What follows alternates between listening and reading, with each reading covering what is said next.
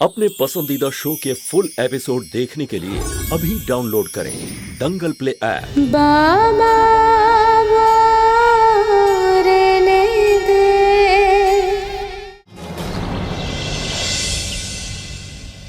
ओम वक्रतुंड महाकाय सूर्यकोटि समप्रभा निर्विघ्नं सर्वदेव सर्वकाम सुरक्षवा। ओम गजानन ओम गजानन ओम गजानन। ओम श्री गणेशाय नमः ओम श्री गणेशाय नमः। ओम अपवित्र पवित्र व सर्वावस्थं गतो विवाह यो स्मरे कुंडलिकाक्षं सपर्याभ्यन्तरं शुचिः।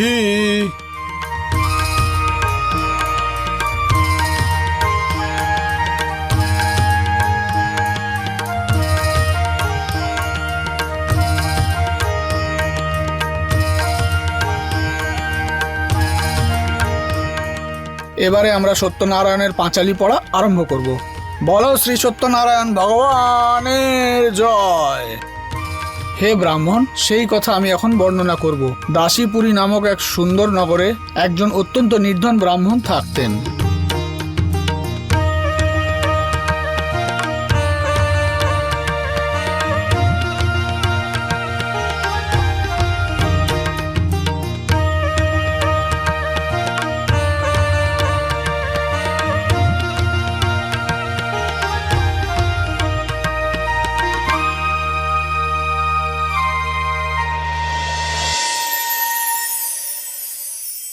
এবারে আপনারা সবাই আরতির জন্য দাঁড়িয়ে পড়ুন।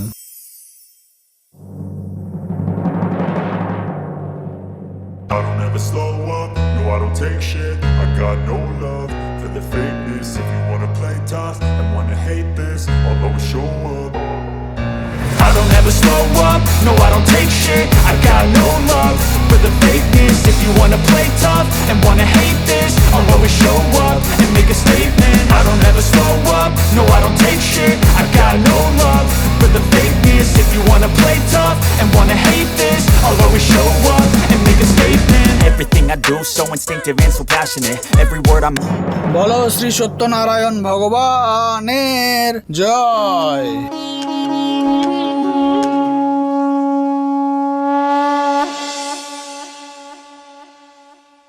দেখলে সবার মনে কিরকম জায়গা করলাম। সেই দিন বেশি দূরে নেই যেই দিন বাড়ির সব টাকা পয়সা সম্পত্তি আমাদের নামে হবে।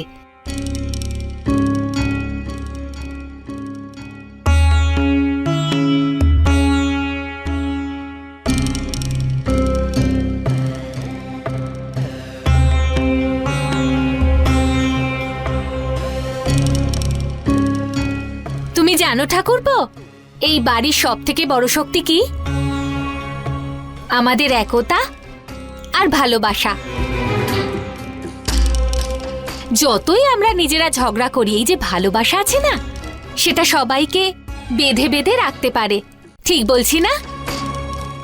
হ্যাঁ, ঈশ্বরের কাছে প্রার্থনা করি আজ থেকে এই বাড়িতে সুখ শান্তি যেন বজায় থাকে। যাই হোক না কেন, আমাদের সংসারে শান্তি আসাটা দরকার। শুধু শান্তি না মা, এই বাড়িতে আরো একটা কাজ অসম্পূর্ণ আছে, যে কাজটা সম্পূর্ণ করা খুব দরকার।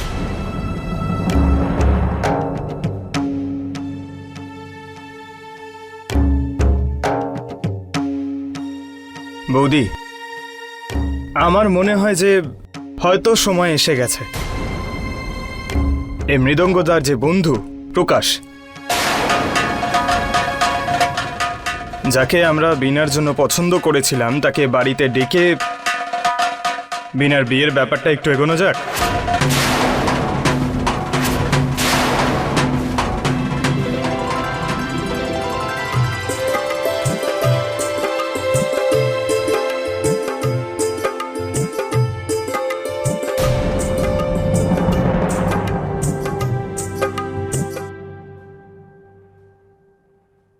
হ্যাঁ হ্যাঁ, কেন নয়, আমি কথা বলবো। হ্যাঁ,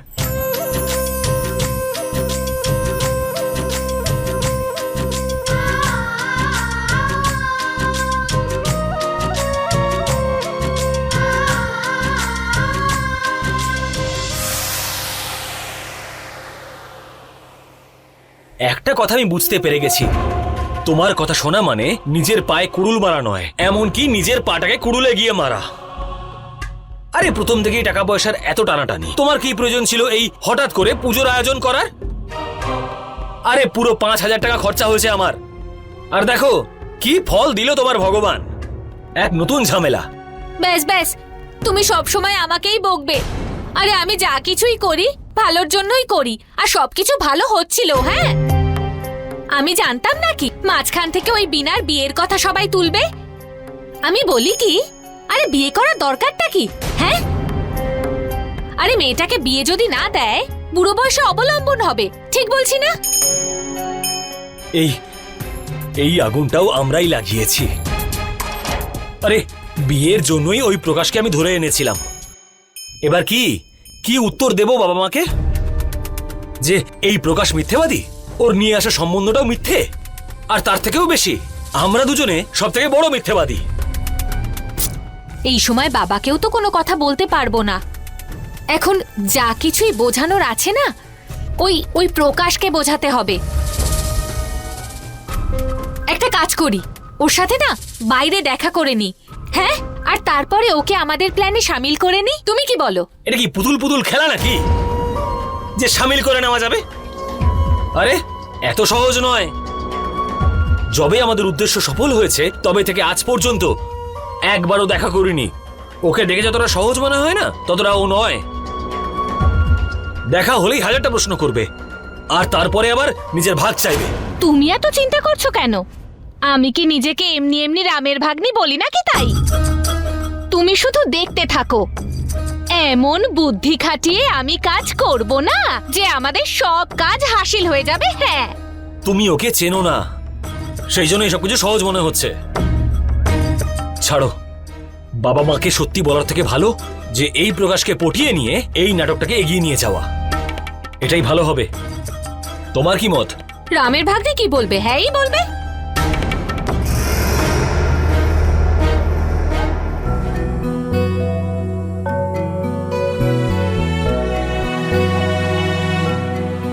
দেবু কাকা।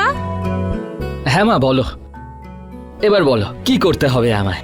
আজ জানো তো, মা আর বাবার কথা খুব মনে পড়ছিল, আর আমি এটাও জানি আমাকে ছেড়ে ওনারাও ওখানে একদম ভালো নেই। তাই আমি ভাবলাম মা বাবার জন্য আজ কিছু বানাই আমি।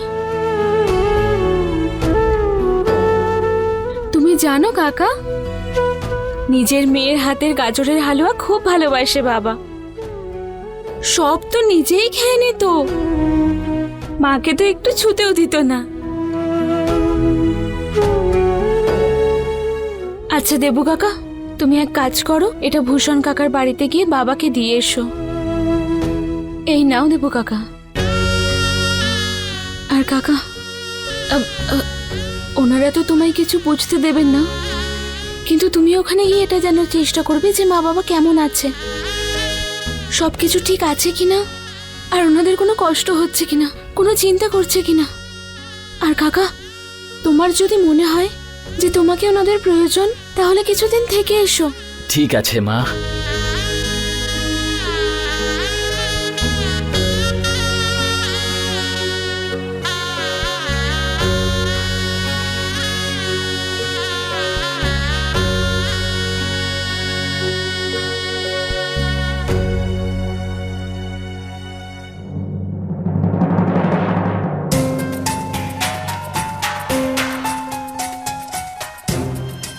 বাস বাস বাস, আগে বলে এতদিন ছিলে কোথায় তুমি? মানে প্রথমে তো বোনকে দিয়ে নাটক করালে, তারপরে হঠাৎ উবে গেলে, আজকে হঠাৎ আবার ফোন করছো, আবার জিজ্ঞাসা করছো কোথায় আছি। ভাই, আমার কোনো প্রেস্টিজ আছে না নেই? তুমি হচ্ছে সরকারি অফিসার আর আমি বাবু, তুমি ডাকবে আর আমি ছুটে ছুটে আসবো। Yes sir, yes sir.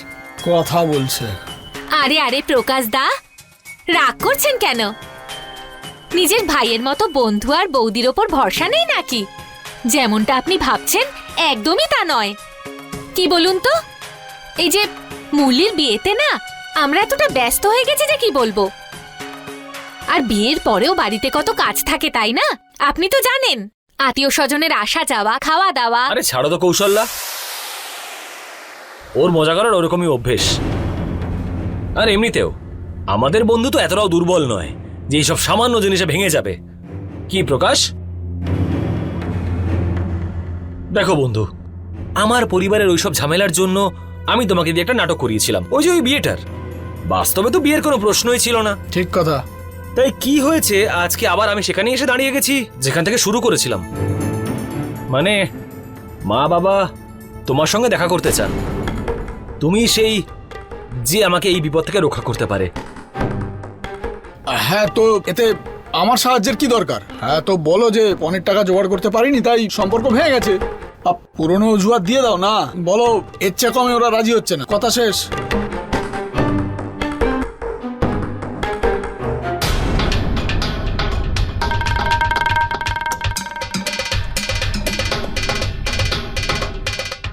কি ব্যাপার দাদা, মানে মুরলি নামের মুরগি ডিম দিতে শুরু করে দিয়েছে?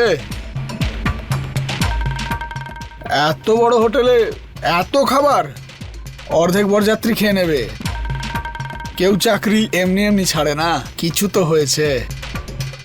ওহো, মানে বাবা টাকা জোগাড় করে ফেলেছে, এই ব্যাপার। প্রকাশ দা, খাবারটা খান না, ঠান্ডা হয়ে গেলে আর মজা পাবেন না। অনেক খরচ করেছি আমরা। আরে তো এতে এত চিন্তা করার কি আছে? বলে দাও প্রকাশ বিয়ে করতে রাজি হচ্ছে না, কথা শেষ। তুমি কি বারবার এই পরামর্শের ভাষণ দিচ্ছ আমার সামনে? আমার মধ্যে কি এইটুকু বুদ্ধি নেই নাকি যে এইসব কিছু আমি ভেবে উঠতে পারি? হ্যাঁ, আসলে ব্যাপারটা হচ্ছে যে আমার কথা বাবা মা আর বিশ্বাস করবেন না। তোমাকে নিজে গিয়েই বারণ করতে হবে ওনাদেরকে।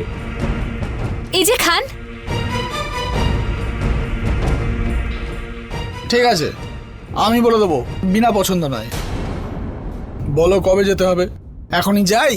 আরে না না, বাড়িতে আসার কোনো দরকার নেই, তাতে আরো গন্ডগোল হয়ে যাবে। আপনি আমাদের বাবাকে চেনেন না। আরে উনি এত কান্নাকাটি করেন যে আপনি ওরকম কাউকে দেখবেন না। হ্যাঁ, শুধু শুধু আপনি অস্বস্তিতে পড়বেন। তার থেকে আমি বলবো এটা ভালো হবে, আপনি ফোন করে মানা করে দেবেন, ঠিক আছে?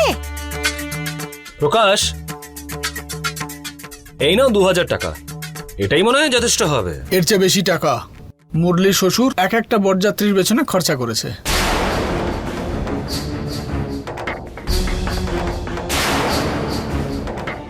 ঠিক আছে, তুই হয়তো করতে পারিস, আমি না।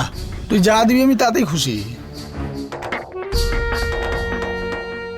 আর একটা কথা প্রকাশ দা, আসলে আপনি যেমন তেমন করে না করবেন না, একটু অপমান করতে হবে বাবাকে। আসলে কি বলুন তো, যাতে আর বিয়ের কথা দ্বিতীয়বার না বলেন, আর তারপরে আমরা যে ঝামেলায় আটকে আছি তার থেকে যাতে বেরোতে পারি। ভগবান জানে তোমরা দুজন স্বামী স্ত্রী কি খেলা খেলছো। ঠিক আছে দাদা, বাবাকে বলবেন ফোন করতে, আমি কথা বলে নেব।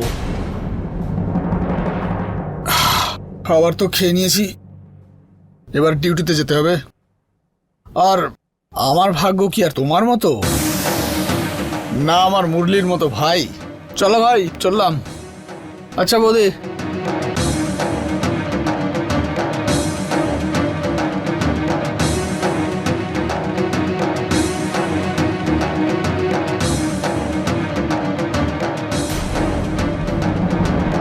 হে রাম, 2500 টাকা! এই নিন টাকাটা। কি করো তুমি? আর এই 2500 টাকায় তো আমাদের পুরো পরিবারের সারা মাসের খরচ হয়ে যাবে। আরে সস্তা হোটেলে নিয়ে যেতে পারতে না? যদি এমনই খরচ করি তাহলে কালকে আমাদের খরচের টাকা থাকবে না, ঠিক আছে? তুমি বুঝতে পারছো না কৌশল্যা, যে এই প্রকাশ কি ধরনের মানুষ। এত বড় হোটেলের গেট পর্যন্ত পেরিয়ে উঠতে পারবে না ও।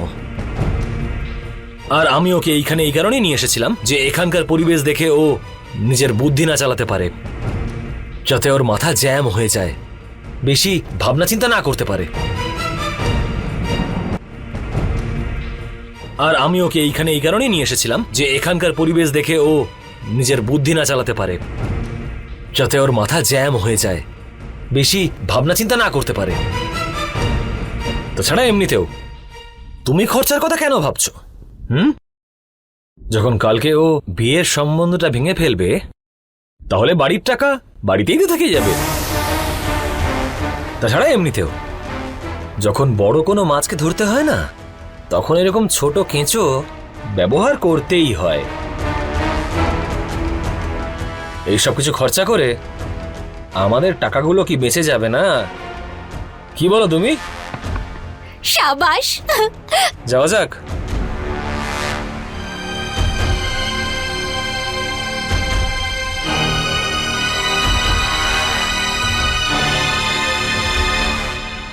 আরে 200 টাকা আবার কেন দিচ্ছ?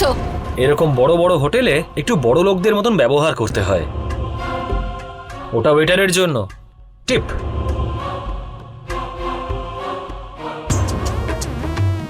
আরে দাদা, বেশি টাকা থাকলে না মুশকিল হয়ে যায়, আমাদেরই দেখে নিন। এই 1 টাকা ধরুন, আনন্দে থাকুন, ভালো থাকবেন।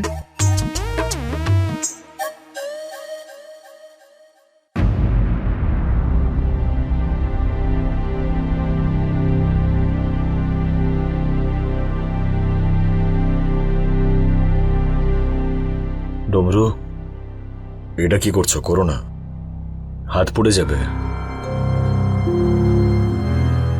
আরে বাড়িতে এত অন্ধকার কেন গো? করে রাখিনি আমরা, হয়ে গেছে। বিদ্যুতের বিল দেওয়া হয়নি, তাই আমাদের বাড়ির লাইন কেটে দিয়ে গেছে।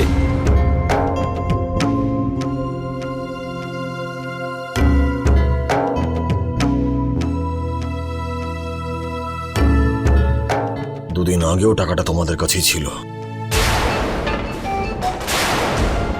বাড়ির সমস্ত হিসেবের দায়িত্ব তোমাদের উপরই দেওয়া ছিল। তাহলে কারেন্টের বিল কেন জমা দেওয়া হয়নি?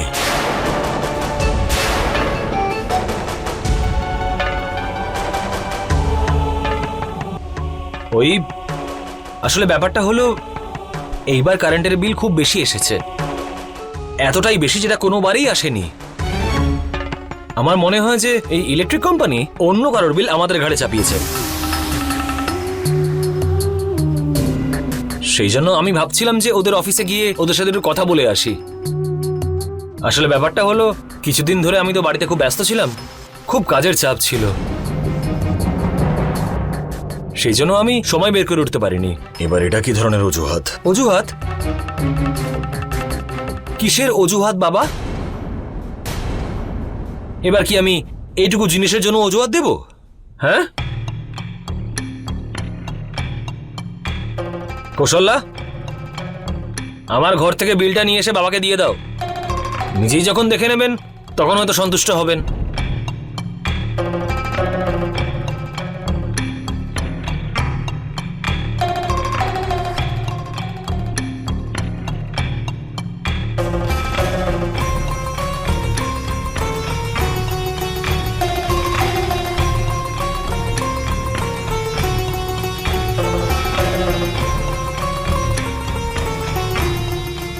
এই নাও, নিজেই পড়ে নাও।